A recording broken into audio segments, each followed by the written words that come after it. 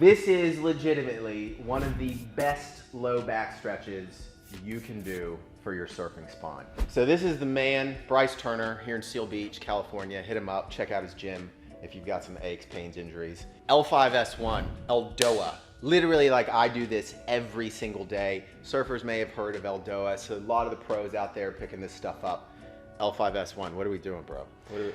The base of the spine is literally where we get most of the stress. But when we do something like L5S1, L5 being lumbar 5 or the base of the lumbar spine, and then S1, which is the first segment of the pelvis, your whole body weight is compressed on top of that. If you add in something like surfing as a sport, where you're in that extended position for a long period of time because you're paddling prone on the board, you're gonna compress that. It's on some level. And then not to mention just the dynamic nature of the movement in surfing, all the twisting, all the turning, the compression from waves and things like that that you might have. You really have to do something to try to treat not only that segment, but L5S1 is like our magic Eldoa. It's good for all the levels of the spine. You're in a decompressed position. It's something that's easy for people to do. Right. There really isn't anybody that doesn't come into my facility. It doesn't matter what their health background is or their injury background is. They're doing L5S1 as part of their program. Maintenance, recovery, keeping a healthy spine, pain management, all of these things. I do L5S1 pretty regularly. There's not a week that doesn't go by that I don't do it.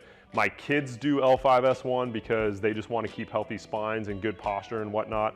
But this is a great Eldoa for everybody to do. If we're talking statistically speaking, most surfers over the age of 30, a lot of those MRIs would show some type of degeneration at L5S1. So even if somebody's not in pain, or you are in pain, or you're currently going through some stuff with some type of supervising physician, osteo, whomever, this is a good thing to go after spine health so you can stay surfing. Yeah, if you go looking for a problem in your spine, usually you're gonna find it around L5S1, and that's gonna be a problem. So generically, Eldoa, what we're trying to do is take those two vertebrae and using fascial tensions of the body, pull them apart. That's right. Make some space. Right, we're doing counter effort in the body, where the upper body is going to try to reach in a particular way, the lower body is going to try to reach and be fixed in a particular way.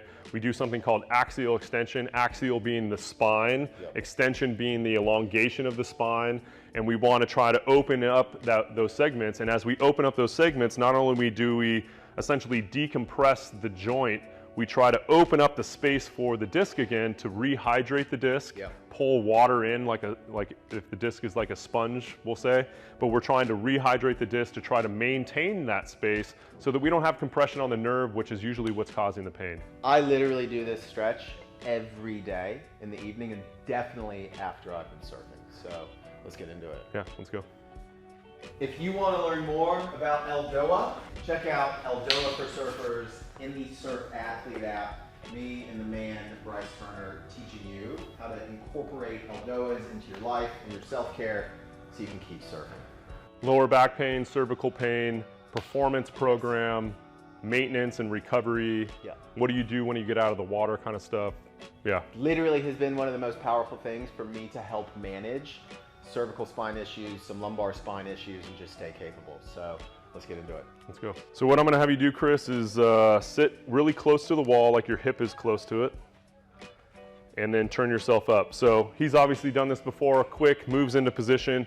If you're at home doing this and you're watching along with us, the goal is to have the pelvis in the corner of the wall, like the sit bones are touching and the tailbone is on the ground. If you're really tight and you can't get in that position and you have a hard time feeling this position in the corner of the wall, just back away from the wall a little bit, create a little bit of space. At this point, we're trying to straighten those legs up, maintain them parallel with the hips so that we have a nice straight position up the wall.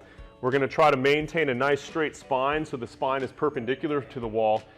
As a baseline effort in an exercise like this is kind of back pain management 101, is to lay on the floor like this, and you can be passive a lot of the time, and you can just breathe in this position to try to relax the lower spine down on the ground. Once sometimes you've done that for several minutes, 3, 5, 8, 10 minutes or anything like that, depending on how acute your back pain is, things feel tight, they feel cranky. Now we're going to try to work into the Eldoa. So once we get into position, the spine is flat to the ground. We want to make sure we really focus on the breath. Inhale, exhale. We want the rib cage to settle into the ground. We want the lumbar spine to settle into the ground. We want to have the intent that We're trying to elongate the spine. Every inhale lengthens the spine. Every exhale, we try to maintain that new lengthening space, okay? So when we have this good position of the head, the eyes are looking down, we're gonna go ahead and take both of the legs and turn them inward so that the toes wanna turn towards each other. We're bending that ankle in. And then what I like to do to help increase the turn of the leg is try to turn those heels out wide, but we don't wanna touch those toes together. Once we get this rotated position in with the legs and the toes are faced down towards the middle of the chest, we want to try to give an effort of those heels pressing up towards the ceiling. The pelvis stays down in the corner of the wall, like the pelvis is trying to reach into the corner of the wall. Now the spine is really breathing and elongating along the floor, reaching away from the pelvis. We're going to bring both arms up over the chest. We're going to be in an external rotated position of both of those arms so that they're parallel with the shoulders. The wrists are in an extension, the fingers are spread. Then bring both of those arms back behind you. Press those palms away from the pelvis. Reach the pelvis towards the wall. So we're getting this counter reach between the body, where now we're getting this big global tension between the palms reaching along the ground. We're getting the heels reaching along the wall. We're trying to slide the back of the head away from the pelvis so that we're getting an elongation through the spine, and we're really focusing on managing our breath here to inhale and exhale and use that breath to elongate the spine. Try to have the effort that the pelvis is reaching away from the spine and the spine is reaching away from the pelvis, and focus on these lower segments between the spine and the pelvis, inhaling and exhaling, keeping that spine down towards the floor. Now, our goal is to keep symmetry of the arms parallel, or if we need to have them in a slight angle, we can have them in a slight angle, but our goal is to try to maintain as much symmetry as we can in both of those arms. Keep the head straight, keep the eyes down, keep the breath happening, lengthen the spine between the pelvis and the spine, reaching those legs up. We hold this for 1 minute. When we're done with 1 minute, relax the arms, relax your spine, relax your legs. You can slide your legs down the wall, hug your knees in there, and you've completed your exercise for the day to try to manage really good spinal health, maintain potentially some pain management, mobility of the spine, strength of the posture, and you've done something really healthy for yourself. A lot of times we like to do this before we go to bed at night. We create that space, we create some rehydration.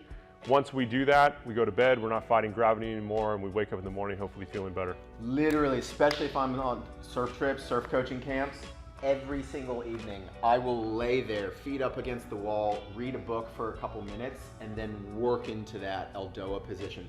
So again, if we think really generically speaking, without getting too in depth into physiology, I'm on a surfboard and in this hyperextension position, really jamming up that L5-S1 along with some of the other lumbar vertebral segments. And I'm just trying to then create space doing that, using fascial tensions, pulling everything apart. If people do this, they will feel it. You literally will start using this every day as soon as you feel how powerful this movement is. So awesome. Surf Doa. People need to get Surf into Doa. Surf Doa, into the Surf Athlete app. Check it out. Take care of your spine. If your spine ain't happy, your life in surfing isn't happy. And come check out Bryce Turner, Eldoa USA. Eldoa USA. What's your other social media handles? Eldoa USA on Instagram, Eldoa USA on Facebook. Seal Beach, California. Seal Beach, California. Cool. Do your Surf Doas.